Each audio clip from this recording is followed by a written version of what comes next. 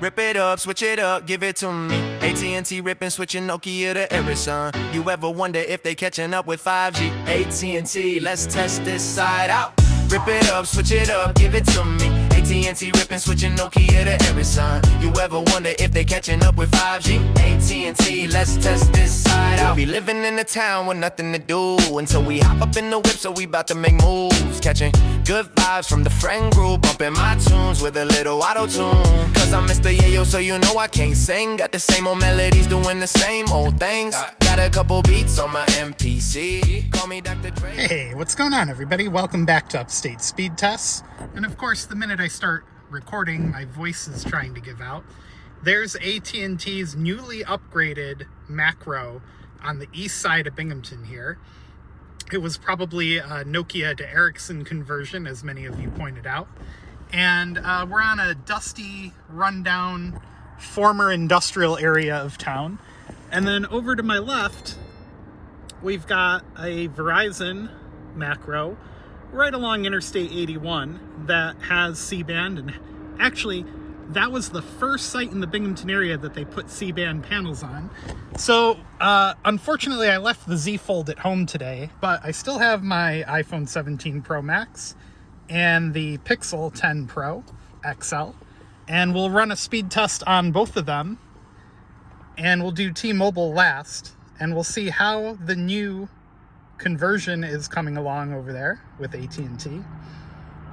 So it looks like this is one of the many AT&T sites where the backhaul has not been stepped up beyond, I'm assuming it's probably 500 megabits or a gig, because we're not getting more than 257, which is what typically happens on the sites AT&T has neglected to upgrade the backhaul yet, or just hasn't gotten to it.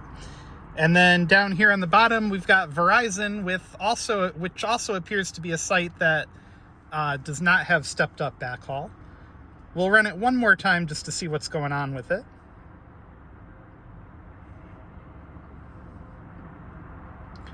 Yeah, so I'm guessing we're either in a null sector for that site or the backhaul's not stepped up. And I guess we're kind of in a little bit of a null. I would say we're in a little bit of a null. But yeah, I'm guessing the site also doesn't have stepped up backhaul, because this is the typical performance you get on a Verizon site in this area where they have not stepped up the backhaul quite yet. So let's do the coverage map test on both devices, just for comparison's sake. And before we do that, we'll give a quick shout out to our friends over at Circled In. Circled In will help you save a ton of money on a wireless plan by joining someone who already has a big plan, so you can get the group rate without having to start your own. So let's thank them, and we'll be right back. Today's video is brought to you by CircledIn.com. Circled In is a website that'll let you split the cost of a wireless family plan to help you save money on your wireless bill. CircledIn.com's beautifully designed website has no credit checks, can help you save up to $480 a year, and there's no contract, so you can switch providers anytime you want or anytime it works for you. If we click the All Circles button, CircledIn.com's easy-to-use website allows you to search for a plan you want, filter by carrier, and filter by price from low to high. As you can see here, we have some examples up on the screen, like Verizon's Unlimited Plus plan for $45 a month, a savings that the website says is about 36%, and Verizon Unlimited Welcome, which the website says is a savings of 71% at $20 a month.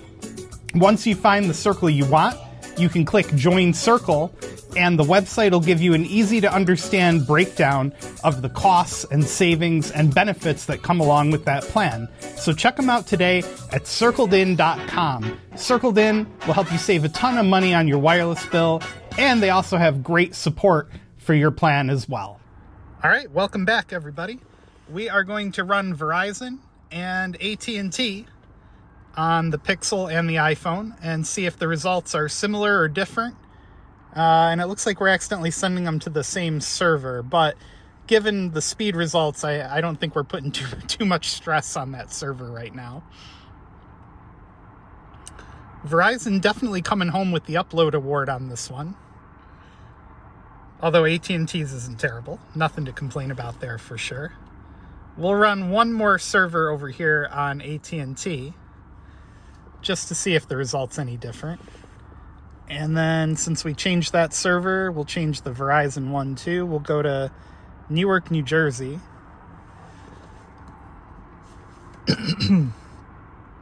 So yeah, not much different on AT&T there, 250 down.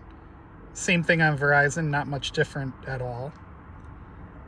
And then if you guys give me a minute or two, I'll switch us over to T-Mobile on the iPhone and we'll see how they do on this side of town, although T-Mobile doesn't have a macro really nearby. The closest one is on the next hilltop down that you can't see behind me there. That I've shown you guys that macro on the channel before. And hey, let me know down in the comments, have you seen any noticeable changes out of Verizon so far with the new CEO? Granted, it hasn't been very long, but I'm curious to hear if you've seen or heard of any noticeable changes to Verizon since then. And yeah, give me a minute, I'll get us on T-Mobile and we'll be right back. All right, we've got T-Mobile fired up and ready to rock and roll. And yeah, like I said, T-Mobile doesn't really have any infrastructure on this side of town other than macros on the hilltop in the distance behind us.